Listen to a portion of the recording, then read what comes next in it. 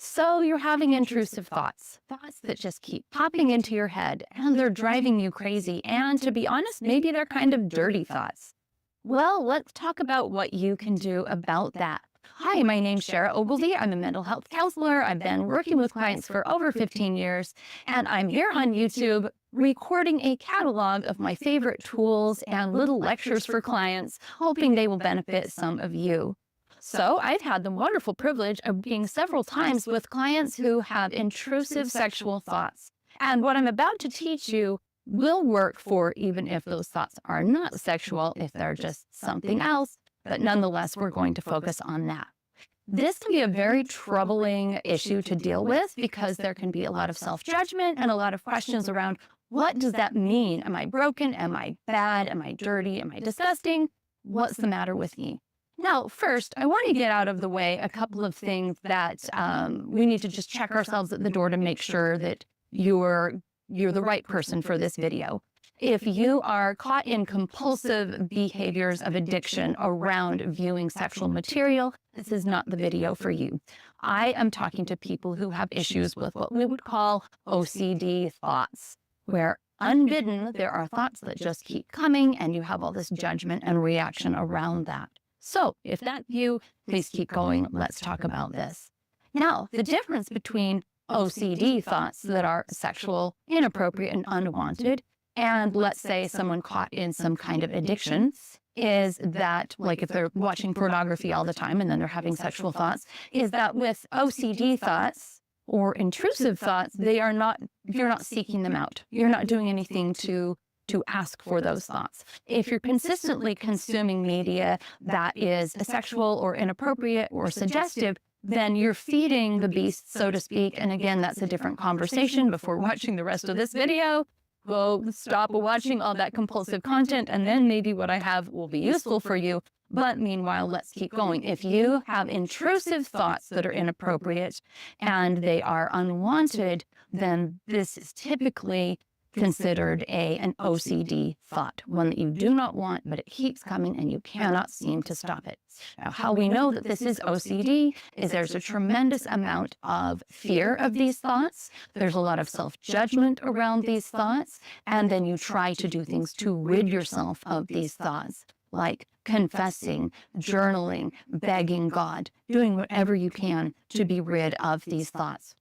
And the more you think about it, the more ashamed you feel, and the more you feel caught in this never-ending spiral of intrusive thoughts around these topics that are so distressing to you.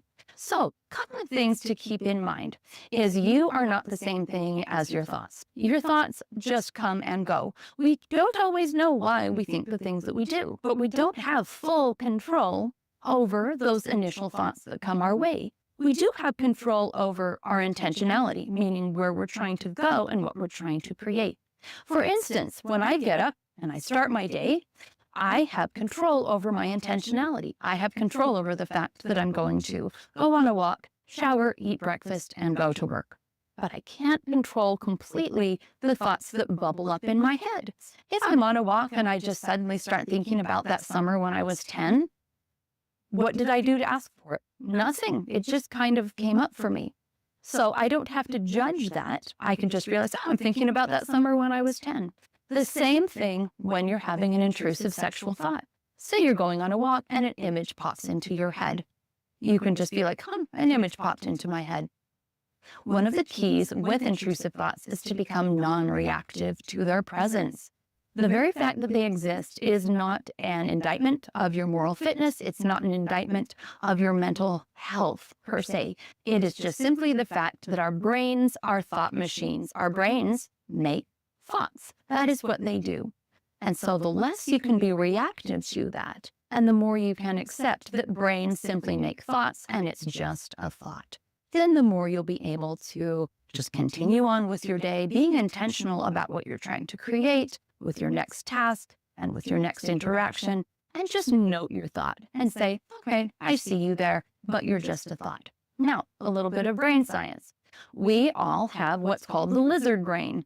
The lizard brain is the very base part of our brain back here that all living creatures share. All little creatures that crawl around on the earth share. A lizard has it, and a cat has it, and a dog has it.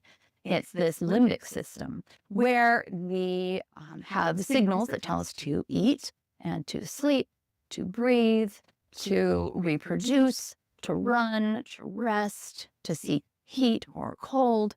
It's basically just survival impulses. And that is where the impulses for sex comes from. And that translates to thoughts, but it's just part of being alive. Lizards want to reproduce, and so do dogs and cats and everything else, and we're humans, and it's just inbuilt into who we are. But it's such a basic part of our wiring that to shame that, or to be afraid of that, or to judge that, the fact that thoughts are associated with that, would be really harmful to us. We don't want to judge the fact that those thoughts are present for us. They just simply are.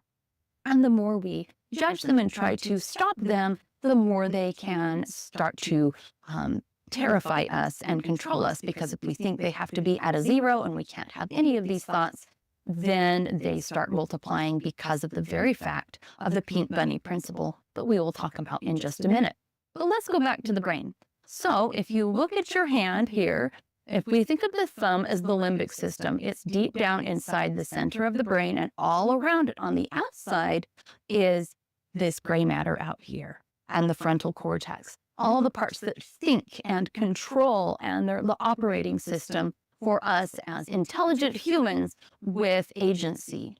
And this is what separates us from the animals, is this frontal lobe, this ability to make judgment calls and to choose for ourselves.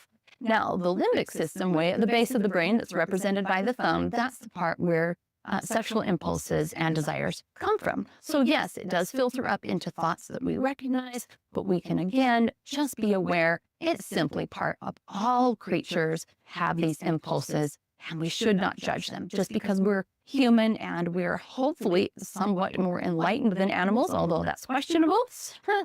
We have those same things in common, and we just can accept them for what they are. So, okay, let's talk about the pink bunny idea. When we're having thoughts, we really want to realize, and unwanted impulsive thoughts, compulsive and unwanted thoughts that impose themselves in our minds, we want to realize that we have no power to completely delete a thought from our mind. In fact, the more we try, the more counterproductive it becomes. Let's use the example of a pink bunny. I want you right now to absolutely not think of a pink bunny. The last thing I want you to think of is a pink bunny. Do not think of a pink bunny. Don't picture it. Don't see its furry ears. Don't see its fuzzy little pink face. Just do not think of it. It's dangerous. It's morally reprehensible. Don't think of it. Okay. End of experiment. What were you thinking of the whole time we were talking? Well, of course, you were thinking of a pink bunny. Now, before we had this little conversation about pink bunnies, you weren't thinking about pink bunnies. You didn't start thinking about them obsessively until you were focused so hard on not thinking about it. Now, just realize the brain is that same way with if you're trying to force yourself not to have sexual thoughts. If you tell yourself you can't think that, then you will just start thinking it all the time. So the pink bunny principle teaches us that for us to ease the tension around those thoughts is simply to accept that they exist and quit telling yourself to stop thinking them. Because if you actually want to stop thinking them, ironically, you have to quit trying so hard to stop thinking them. All right. The last thing we're going to talk about is the principle of keep walking even when you're being pushed. Okay, imagine this. Imagine that you're walking across the room, stand at one wall, and you're going to walk across the room to the other wall. And I come right up against you, and before you start walking, I just push against your shoulder from the side. And now as you're walking, you keep walking, and I'm just pushing against your shoulder as you walk across the room. Well, what happened? You got from one side of the room to the other, didn't you? Nothing really stopped you. I was pushing on the side of your shoulder as you walked. But despite that, you were able to get from here to there. Now, this really connects to your thinking. The pushing represents those intrusive thoughts. You don't want it. It might slow you down a little bit. It might be annoying, but it's not going to stop you from getting from one thing to another. So, from one wall to the other, That represents your day. You get up and you start doing one thing and then another and another and another that you need to do. You're going to brush your teeth and go on your walk and have your breakfast and go to work. You're going to do the basic things that you do. And in the evening, you'll read your book and watch your show and talk to your family and do whatever it is, get ready for bed and go to sleep. And while you're going throughout your day, you might experience these intrusive thoughts. That is kind of like the person pushing on your shoulders. They're there. It's there. But if you are to stop in your tracks, turn and face, say, it's me pushing you against, on your shoulder. And you say, hey, go away. Leave me alone. I can't have you doing this. This is ridiculous. I hate this. It's crazy. That would be the same as stopping and turning towards these sexual thoughts and saying, you have to stop. You have to go away. You're making me feel crazy. I hate you. Stop right now. Well, what's going to happen? You stop in your progress. You aren't getting from the beginning of the day to your end of your day, getting the things done that you need to do. You're having a fruitless conversation with something that's not going to leave you alone. So I hope that this is getting the idea across that sexual thoughts happen. They're part of life. The more you fight them and shame yourself and think in your rich imagination that by doing so, it's going to delete those thoughts from your mind, that is actually going to make it worse. The way to release the hold that those thoughts have on you is to remember the pink bunny principle, that the harder you try to stop thinking, the more you will think. So quit trying so hard. And the next one is just getting from point A to point B, realizing these thoughts can walk with you. They might be in the background, but you can continue doing the next good thing for your day. Now, a little bit of bonus material is I'm going to teach you the principle of favoring. Now, we may really technically, scientifically anyway, only be proven to be able to think one thought at a time. We do multitask by jumping between thoughts, and so it feels like we're thinking about multiple things at one time. So I'll take this angle that we think about multiple things at one time because it certainly feels like that's what we're doing.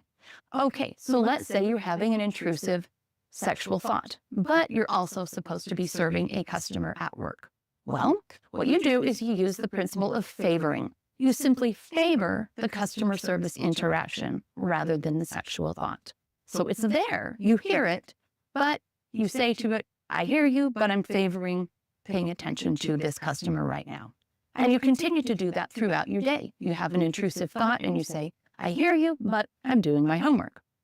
And then you have another intrusive thought and you say to the thought, I see that you're there, but I'm here with my sister having this conversation. So we use the principle of favoring to notice that the thought is there and yet turn our attention to that which is most important. We remember that we can walk from point A to point B throughout our day. The thought can be pushing against it, but we just keep walking throughout the day. You do not need to stop and have a conversation with it. And we remember the pink bunny principle that the harder you try and focus in, the more it might have a grip on you. And so maybe don't try quite so hard. I hope this is helpful. It is my desire to really add to your experience of working through your own mental health issues here. And if you like or enjoyed what I've done here, please drop a comment and subscribe. And I'd love to have you come back for more so I can help you even more with your mental health journey. And we'll see you next time.